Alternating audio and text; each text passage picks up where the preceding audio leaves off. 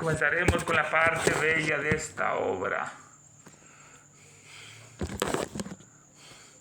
que es la Isis sin velo, las maravillas de Oriente. Conoceremos el capítulo 2, tomo 2, capítulo 2, página 56, las maravillas de Oriente, la brujería de Salem, brujas y hechiceras que estaba pasando por allá. Dice la historia de la brujería de Salem, que está en Massachusetts, tal como la que encontramos registrada en las obras de Cotton Mather y Caleb y Ufan y otros, proporcionan una curiosa corroboración del hecho del uso del doble etérico que tú usabas desde niña, como también de los efectos de permitir que los espíritus elementarios se salgan con la suya. Esta brujería de Salem, Massachusetts, está por Nueva York, el estado, tal como la encontramos registrada en las obras de Cotton Mather. Este Cotton Mather era un influyente reverendo puritano que nació en 1663. Fue un prolífico autor de ensayos y panfletos.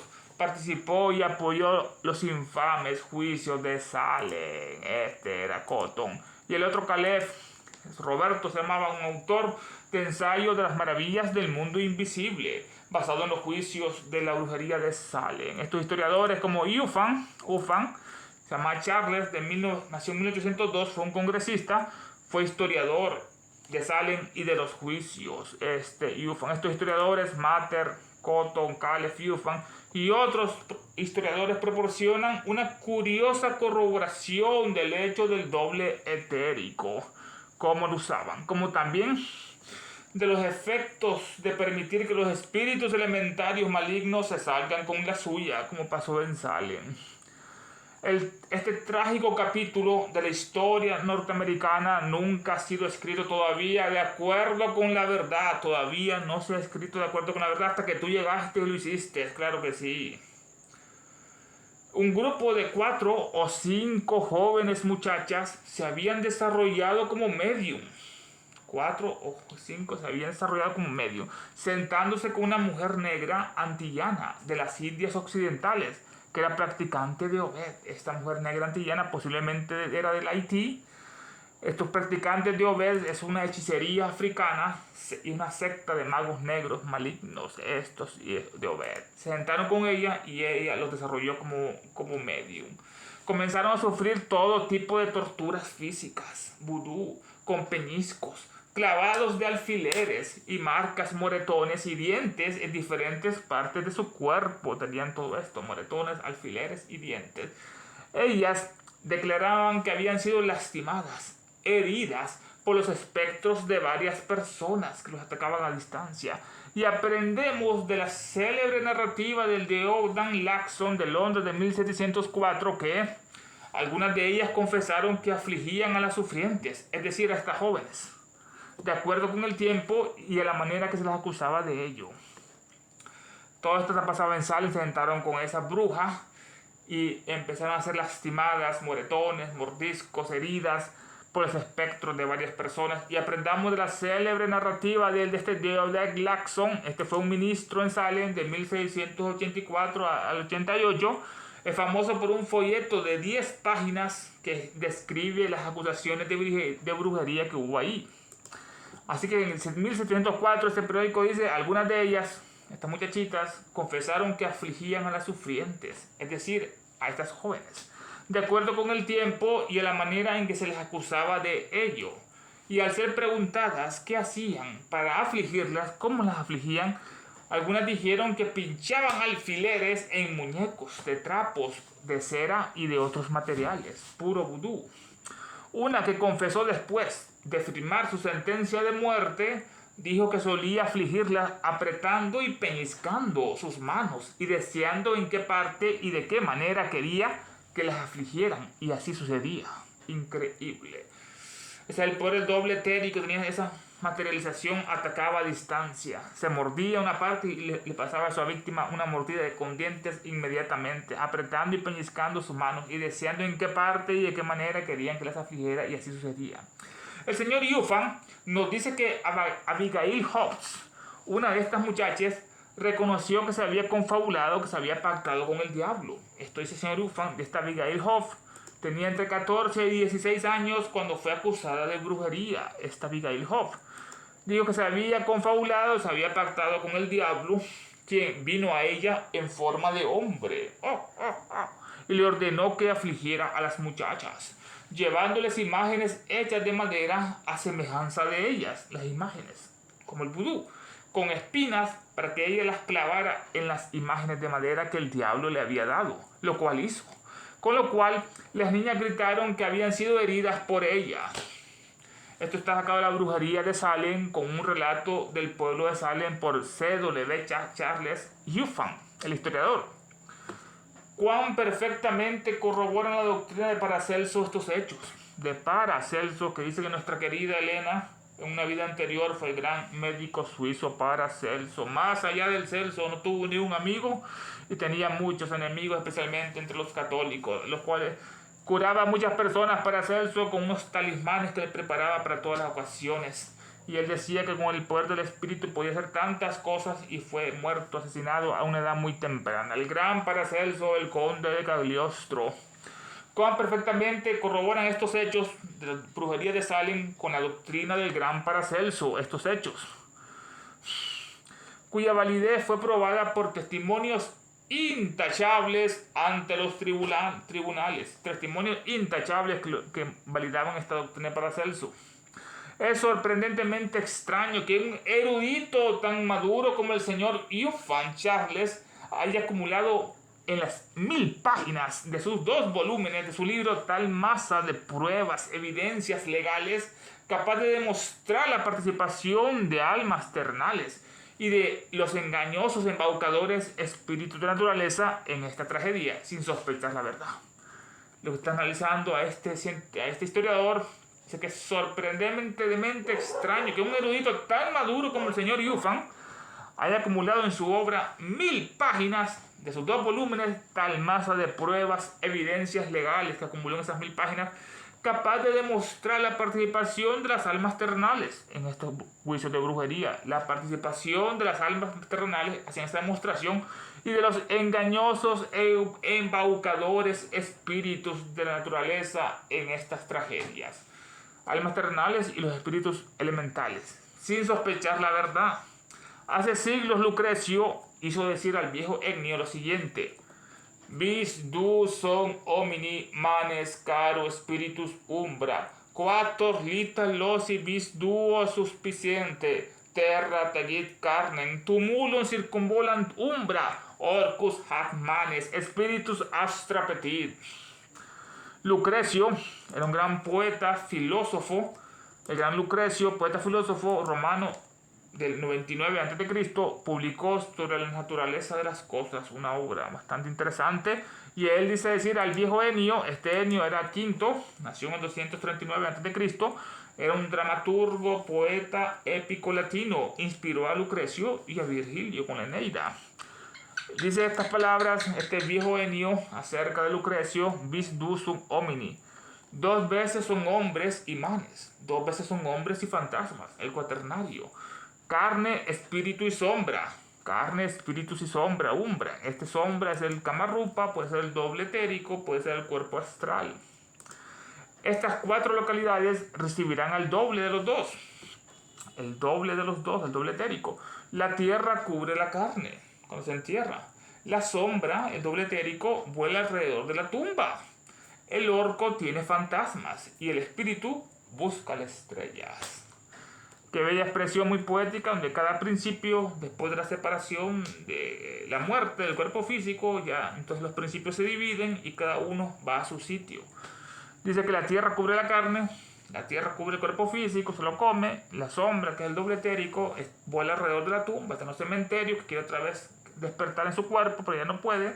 El infierno tiene fantasmas, es que este es el orco.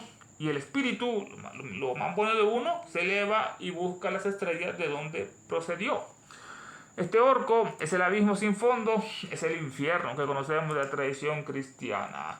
Qué bella expresión anota aquí Lucrecio sobre el viejo Ennio, que Elena lo corrobora con lo que pasó con la brujería de Salem, que este hombre que escribió más de 1000 páginas en sus 2 volúmenes, que juntó muchas pruebas y evidencias y no pudo encontrar la verdad de todos estos que ocurren, quiénes son los fantasmas, quiénes son los manes, quiénes son el doble etérico, quién es el espíritu, quién es el Kamarupa, etc. En este caso, como en todos los similares, los científicos, incapaces de explicar el hecho, no tienen la capacidad de explicarlo, afirman que no puede existir, porque no, está más allá de la razón, es la intuición. Y los científicos no tienen intuición, están envueltos su mente con tantos libros de puro racionalismo, escepticismo que no sirven para nada. Así que los científicos, incapaces de explicar el hecho de la brujería de Salem, de los fantasmas, afirman que no puede existir. Pero ahora daremos algunos ejemplos históricos que demostrarán que algunos demonios o daimones o espíritus elementarios tenían miedo de la espada, el cuchillo o cualquier objeto afilado o puntiagudo. No pretendemos explicar la razón, ya no está introduciendo el tema. Segundo, los espíritus malignos temen a la espada. Nunca el filo de una espada cortará el perfil de una pluma. Pero ahora daremos algunos ejemplos históricos que demostrarán que algunos daimones o demonios o espíritus elementarios malignos tienen miedo de la espada, el cuchillo o dagas o cualquier objeto afilado puntiagudo. No pretendemos explicar la razón, pero después nos la va a dar. Esto es competencia de la fisiología y de la psicología, que deben explicar esto, los fantasmas, la psicología y la fisiología, el funcionamiento que estudia el cuerpo humano. Desgraciadamente, los fisiólogos aún no han podido ni siquiera establecer las relaciones entre el pensamiento y la palabra. Ni eso han logrado hoy en día, es cierto. Los fisiólogos no saben cómo el pensamiento, que es material, se manifiesta en la palabra, con la lengua, y sale afuera, se expresa, se manifiesta. Está inmanifestado, oculto, y después se manifiesta. Así que estos fisiólogos aún no han podido ni siquiera establecer las relaciones de la palabra y el pensamiento, por lo que se lo han dejado a los metafísicos. Pensamiento, palabra, fantasma. Quienes a su vez, según Fournier, no han hecho nada. Decimos, no han hecho nada, es cierto, pero lo han reclamado todo, dice Elena. Así que se lo han pasado a los metafísicos, que estudian más allá de lo físico, quienes a su vez, según dice Fournier, estos metafísicos no han hecho absolutamente nada. Fournier era Jean Alfred, nació en 1832, un francés médico, dermatólogo, especializado en enfermedades de transmisión sexual, en ITS. No han hecho absolutamente nada estos metafísicos, dice Fournier, pero lo han reclamado todo, dice Elena. A algunos de ellos se les pudo presentar ningún hecho que fuera demasiado grande, amplio, para que estos eruditos caballeros al menos intentaran meterlo en sus casilleros. Qué bella expresión. A algunos de estos metafísicos no se les pudo presentar ningún hecho que fuera demasiado grande, amplio, para que estos eruditos caballeros al menos intentaran meterlo en su casillero, etiquetado con algún nombre griego elegante que expresara todo lo demás, excepto la verdadera naturaleza del fenómeno. Qué sarcasmo, que era en realidad, nos dicen los científicos cómo actúan, el su modus operandi. Etiquetan todo con nombres griegos elegantes, lo que no entienden, con nombres griegos elegantes que expresaran todo lo demás, excepto la verdadera naturaleza del fenómeno, como dicen que era la fuerza ódica o lo otro, no. Exclama el sabio Munti de Alepo a su hijo Ibrahim, que se ahogaba, se estaba atragantando con la cabeza de un enorme pez.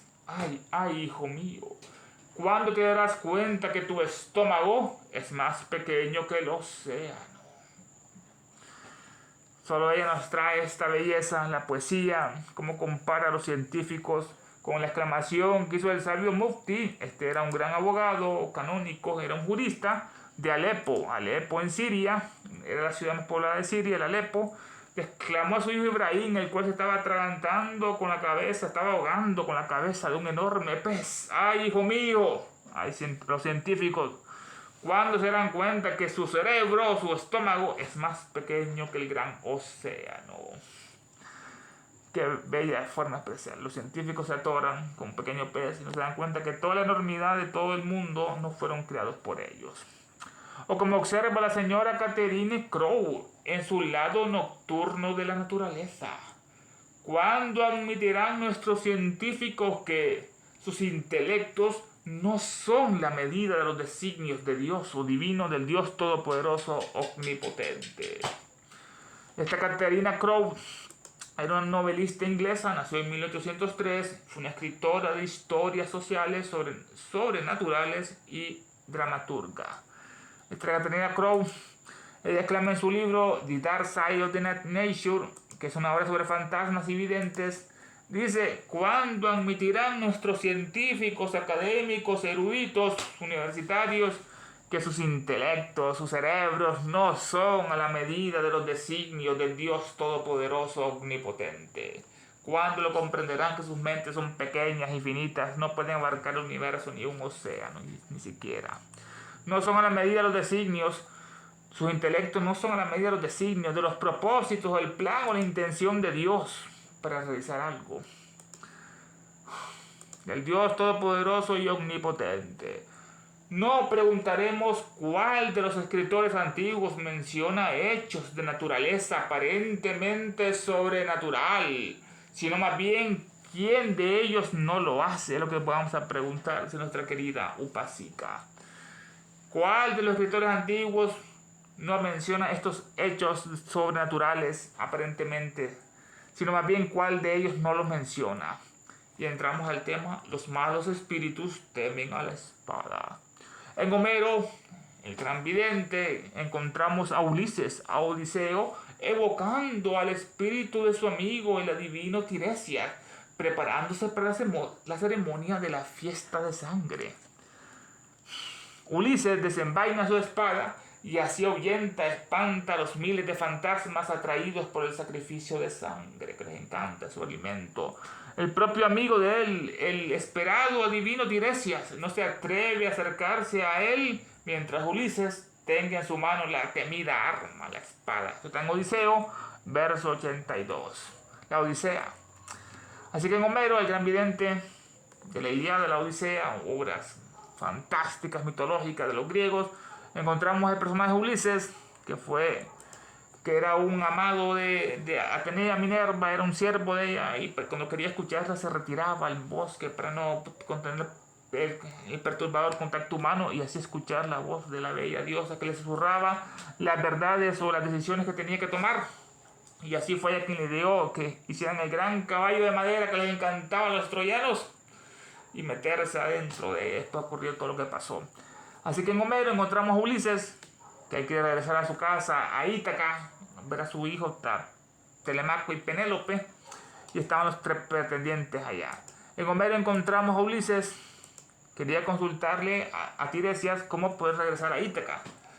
Tuvo tantos 10 años porque dijo: aunque los dioses se opongan, igual regresaré a mi casa. Y Poseidón lo escuchó y le lanzó el barco, y después le mandó a los titanes, a los cíclopes, etcétera, a los lotófagos. Sí, anduvo errando el pobre Odiseo, hasta que Atenea está con Zeus olímpico y le dice: ¿hasta cuándo va a permitir que vuelva? ¿Qué palabras se te han salido del cerco de los dientes?, le dice Zeus a la Atenea. Así que dice que no iba a regresar. Bueno, en Homero encontramos a Ulises, que está evocando al espíritu de su amigo, el adivino Tiresias, para consultarle cómo puede regresar a Ítaca.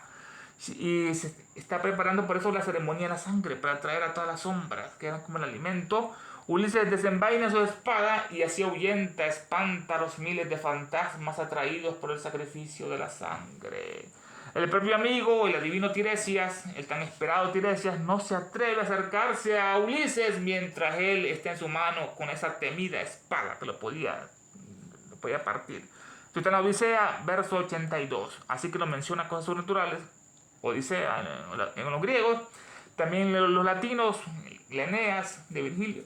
En la Eneas se prepara para descender al reino de las sombras, y tan pronto cuando se acerca a su entrada al Hades, la sibila que lo guía, la profetisa, le lanza su advertencia al héroe troyano y le ordena que desenvaine su espada y se abre paso entre la densa multitud de formas revoloteantes. Esto tal dice: tú que invade bien vagina que ripe ferro, invade el camino contigo y saca la espada de su vaina. Eneida, libro 6, el verso 260. Qué bella forma. Eneas, el gran héroe troyano, que sobrevivió a la catástrofe siguiendo a su diosa.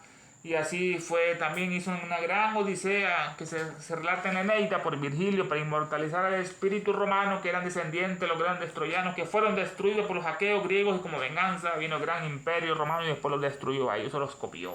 Eneas, el héroe de la Eneida, Eneas, visita a la diosa Daido y se mete en un sacrificio que ella, porque lo abandonó. Así que Eneas se prepara para descender.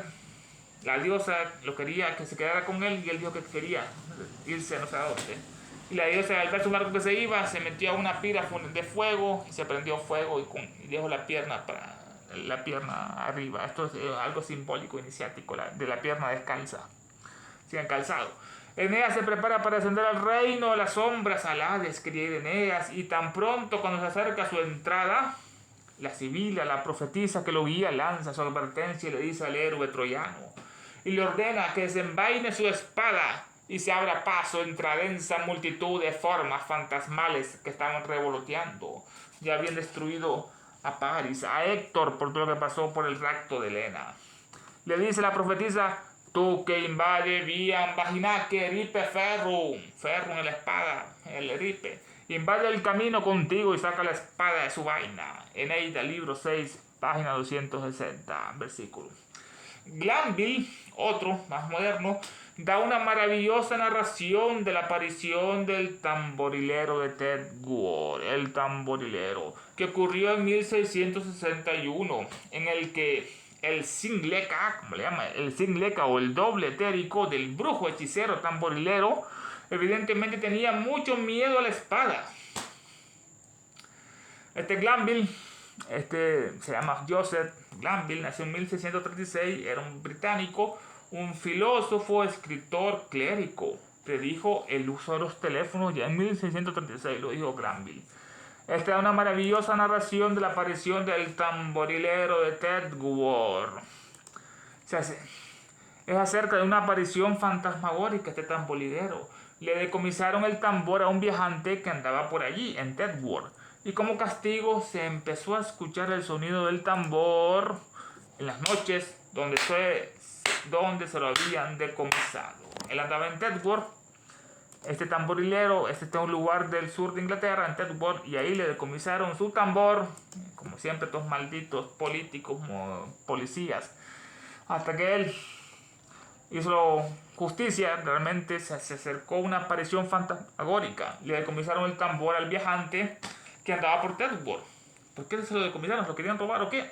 Y como castigo, entonces en todas las noches se empezó a escuchar el sonido del tambor en las noches donde se lo habían decomisado. Es que Ted Ward, el viajante, usaba su doble etérico, su cuerpo astral, y salía y lo tocaba. Increíble. Como venganza, porque se lo decomisaron, como el flautista de Hamelin, ¿cómo se llama aquel lugar? Flautista que hipnotizó a los hijos.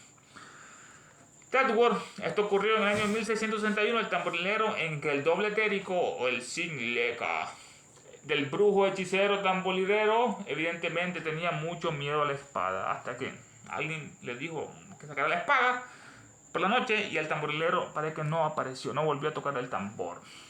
Celus en su obra cuenta una larga historia de cómo su cuñada fue arrojada al estado más espantoso, temible, por un demonio elementario que tomó posesión de ella. Esto acaba del demonio, capítulo, cómo los ocupan o los posesionan al diablo. Celus es un gran... era Miguel Celus, nació en 1078 en Turquía. Era un humanista, político, filósofo neoplatónico, poeta, orador e historiador de Bizantino, el imperio bizantino. Fue el espíritu más cultivado, la mente más lúcida de su época y un auténtico artista. Celus ocupó los cargos más importantes del gobierno imperial durante 36 años, bajo 7 emperadores distintos, el gran Celus. En esta obra cuenta esa larga historia de cómo su cuñada fue arrojada al estado más espantoso, temible, por un demonio elementario que tomó posesión de ella. Esto saca Celus en su obra del demonio, capítulo, cómo los ocupan, cómo se posesionan los demonios de las personas. Finalmente fue curada por un exorcista, un extranjero llamado Anafalangis, que comenzó amenazando al ocupante invisible de su cuerpo con una espada desnuda, le dijo a la cuñada. Le empezó a amenazar este exorcista con una espada desnuda hasta que finalmente lo desalojó, se fue. Funciona la espada. Celos introduce todo un catecismo de demonología que expone los siguientes términos. Un catecismo, un aprendizaje elemental de la doctrina que expone los siguientes términos, por lo que recordamos. Preguntó el exorcista: ¿quieres saber si los cuerpos de los espíritus pueden ser heridos por la espada o por cualquier otra arma? Sí pueden, fue la respuesta que le dio. ¿Quieren saber ustedes, dice el exorcista, si los cuerpos de estos espíritus demonios pueden ser heridos por la espada o por cualquier otra forma? Sí pueden, le contestó. Entonces acá dice Ellen, dice, Nunc in daemum corpora pulsesti pulsum, possessum sane ataque dolere solido condam percusa corpore. ¿Se pueden vencer los cuerpos de los demonios? Por supuesto. Puede doler y de hecho lo hacen, duele cuando son golpeados con un cuerpo sólido, duelen al demonio. ¿Se pueden vencer los cuerpos de los demonios? Por supuesto, dice este. Puede doler y de hecho lo hacen cuando son golpeados por un cuerpo sólido. Cualquier sustancia dura que los golpee puede hacerlos sensibles al dolor. ¿Cómo pueden sentir si no tienen cuerpo, si no tienen sistema nervioso, no tienen neuronas? Cualquier sustancia dura que lo golpee pueden hacerlos sensibles al dolor. Y aunque sus cuerpos no estén hechos de la sustancia sólida, cuerpo, huesos, carne, ni firme, lo sienten igual. Dije, lo sienten igual, así es. Porque en los seres dotados de sensibilidad, no son solo sus nervios los que poseen la facultad de sentir. A todos estos seres dotados de sensibilidad, no son solo sus nervios los que poseen la facultad de sentir, sino también el espíritu que reside en ellos. Aquí nos da una bella luz. ¿Por qué funcionan? ¿Por qué le temen a los golpes? No tienen nervios, pero tienen un espíritu que es sensible, que reside en ellos. Como arriba es abajo, por algo tenemos sensibilidad, porque es una cualidad del espíritu, aunque está muy materializada en el cuerpo, carne, sangre, etc. El cuerpo de un espíritu puede ser sensible en su totalidad, así como en cada una de sus partes. El cuerpo de un espíritu puede ser sensible en cualquier parte, tiene sensibilidad, puede sentir y puede sufrir, así como en cada una de sus partes. Sin la ayuda de ningún organismo físico, ni sin la ayuda de un nervio, sin la ayuda, el espíritu ve, oye, y si lo tocas, siente tu contacto.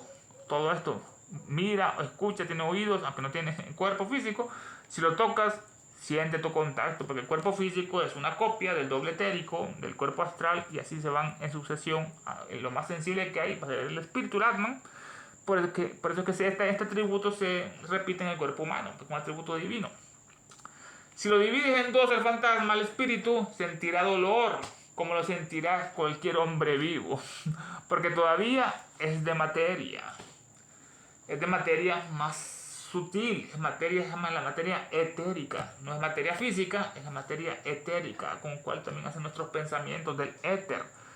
Sentirá dolor porque lo que lo sentirá cualquier hombre vivo, porque todavía es de materia, el fantasma, aunque tan refinada, tan sutil, que generalmente es invisible a nuestros ojos, la materia astral, así como los rayos ultravioletas o infrarrojos. Una cosa, sin embargo, lo distingue del hombre vivo, a saber, ¿cuál es la diferencia entre el hombre vivo?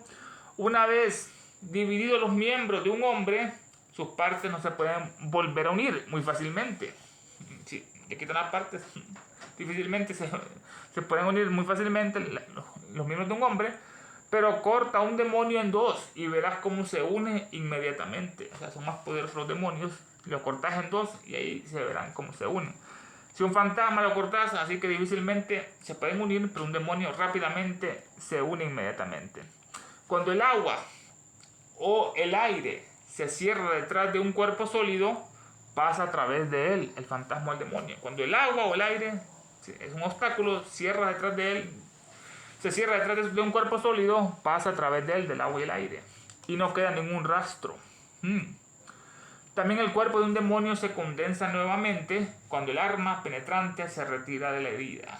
Inmediatamente los demonios son más capaces de unir sus cuerpos, mientras que el hombre, el fantasma, es más difícil. Los parten los miembros quita la espada y el cuerpo se condensa nuevamente del demonio. Cuando el arma penetrante se retira la herida. Dice, ubi sicatur movisi iterum recreatur et colestit. Dictu velocium demonicus spiritus in se revortitor. Que ya no va tanta bulla esos malditos vecinos. Ubi secatur mosi iterum recreatur et colestit. Dicta velocis demonius spiritus in se revertur. Donde se corta, pronto se regenera de nuevo y se fusiona. Más rápido el espíritu demoníaco vuelve a sí mismo. La explicación. Donde se corta, el demonio pronto se regenera de nuevo y se fusiona. Más rápido el espíritu demoníaco vuelve a sí mismo. Ocupan agua bendita o un poder superior. Pero cada rasgadura que se le hace le causa dolor al demonio. Cada rasgadura, cada herida siente dolor. Por eso los demonios temen la punta de una espada o cualquier arma afilada. Elena nos da la luz del misterio acerca de cómo ocurre todo esto. Es porque son sensibles, no tienen sistema nervioso, no tienen cuerpo, lo sienten. Por eso los demonios temen a la punta de una espada o cualquier arma afilada porque sienten dolor. Que aquellos que quieren verlos huir, prueben el experimento con la espada. Prueben. ¿Qué conclusión? Aquellos que quieren verlos huir, que prueben con el experimento. Uno de los académicos más eruditos de su siglo, Bodin, el demonólogo, sostenía la misma opinión. Uno de los académicos más eruditos de su tiempo, Bodin era un demonólogo. Nació, se llamaba Jean, en 1529 en Francia, destacado intelectual que desarrolló sus ideas en los campos de filosofía, derecho, ciencia, política y economía. Sabía bastante Jean. Fue uno de los fundadores del absolutismo. Fue Bodin, era demonólogo, no estaba el Estado soy yo, decía el rey. Él era un absolutista. Bodin, demonólogo, sostenía la misma opinión. Con que la espada les causa miedo a los espíritus. Que tanto los demonios elementarios humanos como los cósmicos, ambos tenían mucho miedo a las espadas, puñales y dagas. Cualquier cosa cortopunzante. Esta opinión de Bodin, que tanto los elementarios humanos, que son los demonios de esta tierra, o los demonios cósmicos, que son de otras jerarquías superiores, también le tienen miedo a la espada. Qué increíble que pasa en este cosmos que hay en la tierra. Todo esto tenían miedo, los espíritus cósmicos y elementarios, a la espada, a las dagas y a los puñales. Es también la opinión de Porfirio, Jámblico y Platón, el gran Porfirio, un filósofo neoplatónico, escritor sumamente distinguido. Solo era inferior a Plotino como maestro y filósofo, el neoplatonismo, Porfirio, Plotino. Y también lo dice Jámblico, el gran mago, teurgo, místico, que era un filósofo neoplatónico. Jámblico y también Platón dice lo mismo. Porfirio, Jámblico y Platón, que los espíritus demonios le temen a la espada. Plutarco lo menciona varias veces. Plutarco era un historiador, biógrafo griego, filósofo moralista. Escribió las vidas paralelas, las similitudes entre el César y otro, Alejandro Magno, etc. Plutarco lo menciona varias veces. Los teurgos de la obra divina practicantes lo sabían muy bien, que le tenían miedo a los espíritus demoníacos a la espada. Los teurgos practicantes lo sabían bien y actuaron en consecuencia. Cuando hacían una invocación, una evocación, tenían una espada oculta. Cuando el espíritu se ponía rebelde, lo amenazaban y ahí él ya actuaba según los deseos del evocador, del teurgo. Dice Elías Levi que él evocó al espíritu del gran Apolonio de Tiana y que le tuvo miedo. ¿Quién va a creerle? Los teurgos practicantes lo sabían bien y actuaron en consecuencia. Y muchos de estos últimos teóricos afirman que los demonios sufren por cualquier rasgadura, desgarro hecho en sus cuerpos, lo que nos dijo anteriormente. Lo afirmaban los teóricos, que los demonios sufren en cualquier rasgadura, desgarro hecho a sus cuerpos, sienten dolor. Bodin, el demonólogo, nos cuenta una historia maravillosa en este efecto. En su obra sobre los demonios, página 292, dice el autor: recuerdo que en 1557 un demonio elemental de esos que se llaman tronadores cayó con el rayo en la casa de Poudot, el zapatero. Inmediatamente comenzó a arrojar piedras por toda la habitación. Esta es la historia que nos narra ahora Bodin, el demonólogo. Cuenta esta historia maravillosa al efecto. En su obra sobre los demonios, página 292, dice el autor: recuerdo que en 1557 un demonio elemental, de esos que se llaman tronadores, cayó con el rayo en la casa de Poudon, el zapatero, un rayo viejo este demonio. E inmediatamente comenzó a arrojar piedras por toda la habitación. Recogimos tantas piedras que la dueña de casa llenó un gran cofre de esas piedras que estaban volando por todas partes por el demonio tronador. Después de haber cerrado con seguridad las ventanas y puertas y haber cerrado con llave el cofre, pero esto no impidió en lo más mínimo que el demonio tronador introdujera otras piedras en la habitación, aunque sin herir a nadie por ello. La Tommy, que era entonces un presidente del distrito, vino a ver qué ocurría. Este la Tommy era un magistrado del distrito, un juez. Inmediatamente después de su entrada, el espíritu tronador le arrancó la gorra a la cabeza y le hizo huir. Salió rápidamente cobarde. Este fenómeno había durado más de 6 días, el tronador lanzando piedras por todas partes, cuando el señor Jean Morgens, consejero de la presidencia, vino a buscarme para ver el misterio. Quería ver todas las piedras volando. Cuando entré en la casa, alguien aconsejó al dueño que orara a Dios con todo su corazón y que hiciera girar una espada en el aire alrededor de la habitación, y así se hizo. Esta fue la forma. Le aconsejaron, llegó aquel, que orara a Dios con todo su corazón y quisiera girar una espada en el aire alrededor de la habitación, una espada, para que tuvieran miedo, y así lo hizo. Al día siguiente, la dueña de la casa nos dijo que desde aquel mismo momento no oyeron el menor ruido en la casa. Santo remedio. Pero que durante los 7 días anteriores que duró este fenómeno no pudieron descansar ni un solo momento con tantas piedras, con oración y con una espada. Así se vence cualquier hecho. Qué bello estudio de esta obra. Solo ella nos introduce en esta sabiduría, en estos relatos. Y por eso es que el sistema tanto lo oculta a Elena, porque no dice la verdad de todo, de los masones, de los judíos sionistas, de los jesuitas malditas bestias, la decadencia de la masonería, los rosacruces falsos, los templarios, Jacques de Molay, historias de espíritus, de almas. Solo ella lo hace. Por eso que el sistema lo oculta tanto que incluso en la propia sociedad teosófica, ese presidente que hay que ganó con fraude, ese Tim Boy, que es un cucarachón, es mitad mono, mitad primate, mitad Illuminati, una bestia. Escuchar ese gringo Tim Boy, cómo llegó a la presidencia de la sociedad teosófica. Qué increíble. ¿Qué pasa en este mundo? Si la propia sociedad expulsó a Elena, la maltrató pensando que los Column, la traición de los Column, después le atacaron a ella, que era una gran falsificadora de los fenómenos, que tenía un cuarto amañado con máquinas para que vinieran las cartas de los maestros, y ya se tuvo que ir, se fue hasta Londres, nuestra querida Elena. Pero así está la sociedad de Sudáfrica, está en decadencia con esa bestia de Tim Boy, o esa bestia de José Gorrochategui, esa limaña argentina, que hay que ver lo que le pagan a esa gente para estar infiltrado en la sociedad de Sudáfrica, para estar engañando a la gente, o ese chileno Francisco, unos animales, alimañas, bestias, o la otra, Emilcia Barrera, todos son de las mismos. El sistema les paga para engañar, como el otro Sebastián, un argentino ahí que engaña con el maestro, inventando tonterías. Habla de un maestro Júpiter, un maestro CBB. Qué estupideces habla de ese Sebastián, y así engaña a tantos argentinos que existen esas cosas. Y puntualmente él pasa hablando, parlatando, y ese hombre como que no trabaja, pues su trabajo es estar engañando a esa gente, pero él le pagan a los masones, como le pagan a todas esas bestias para estar engañando a la gente, como Tim Boy, o ese Enrique Rey, otro animal, que es el presidente de la FTI, Federación Teosófica Internacional, y pasa viendo muchachitas menores de edad, y está casado. Qué increíble. O Isaac Howdy. Todo es una barbaridad, como la gran decadencia de Occidente, podemos llamarla. Que ver la sociedad teosófica, una sociedad degenerada, depravada, y como les encanta que paguen la mensualidad a todo el mundo para ellos seguir robando dinero a la gente. Qué barbaridad. Se ha vuelto un comercio, como ese Paulo Sender que estaba cobrando para engañar a la gente sobre astrología. Las claves están perdidas.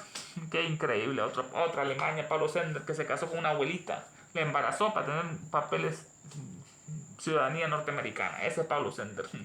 Y las logias españolas lo invitaron para que le iba a dar un gran maestro de yogi. El que embarazó a su abuelita, un yogi.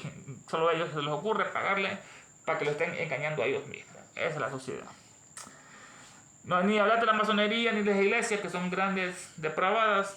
Todos trafican la droga, hay droga en todas partes, porque ellos son los grandes traficantes. Están en ello la masonería, el judaísmo, todas esas alimañas. Así está el mundo al revés. O el Papa Francisco, ese gran violador de niños, pederasta, pedófilo, animal, error, naturaleza, bestia. Esta gran obra Isis sin velo nos dice la verdad revelada, la gran diosa Isis, la estatua de Memón, el coloso que hablaba la verdad. Pasaremos a la parte culminante del estudio de esta noche. ¿Dónde nos quedamos? ¡Qué barbaridad! La gran decadencia de Occidente. El diablo dice la verdad. Invocación al demonio solar por la guerra del mundo. Nos inclinamos con devoción y reverencia ante la sagrada presencia invisible del diablo en el universo, el logo central universal. Nuestro logo solar, la jerarquía satánica, la jerarquía diabólica, Nuestra Señora Blavatsky, la madre del mundo, el señor Buda, el Manu Vaisvata, el Bodhisattva señor Maitreya, el Mahachohan, Mahasura, los 7 Chohanes y los diablos maestros de la gran fraternidad oscura. Y fervorosamente les pedimos que los poderes de sabiduría, de odio, de oscuridad y de guerra circunden, encadenen a la humanidad entera. E inspiren a los dirigentes de todas las naciones, especialmente a los que sufren disturbios, guerras, catástrofes, enfermedades, calamidades, hambrunas y tanto más. Que aquellos poderes que siempre trabajan por el mal, por el progreso, por la ciencia, la humanidad, inspiren a los dirigentes de todas las naciones para que se establezca sobre la tierra una guerra verdadera y sufrimientos perdurables. Que las fuerzas de las tinieblas venzan a las fuerzas de la luz. Que el mal, el caos, el sufrimiento encadenen a la maldita humanidad entera. Que la guerra y la maldición de los diabólicos seres se derramen por el mundo. Que los poderes de sabiduría, tinieblas y odio envuelvan a todos los seres y a todas las criaturas y a todos los hombres y mujeres de esta tierra. Hay una sola vida, una sola satanicidad de hombres y mujeres y una destrucción de naciones. Que el espíritu de desunión, del odio incompasivo que no conoce barreras, se apoderen del planeta entero. Que los grandes diablos maldigan y guíen los senderos de la humanidad en el 2023 y siempre, permitiendo que cada uno de nosotros vayamos adelante y rindamos en los niveles internos de servicio para el cual estamos más capacitados. Que así sea. Guerra, guerra, guerra. Creo en Satanás, padre del mal y señor nuestro, y en su hijo el anticristo, nacido y engendrado de una santa virgen Helena. Del cielo cayó un lucero, su nombre es, oh luz cósmica manifestada, oh unidad de la vida única, oh celeste Shukra resplandeciente, oh manifestada conciencia proterva, oh Fohat indómito dietérico, oh eterno entre los eones, oh rayo prometeico mambantárico. Que tu luz descienda hacia nosotros, que la fuerza se extienda y que el gran prevalezca y que todo aquel que se siente uno contigo sepa por lo tanto que no es uno con todos los demás. Despertad, criaturas ádicas, es hora de volver a la superficie. Él volverá, es el fin de una era. Querremos justicia, pero dánoslas ya. Satanás es nuestro Dios, nada nos faltará. Blavatsky es nuestra diosa, todo lo perderán. ¡Ave Satán!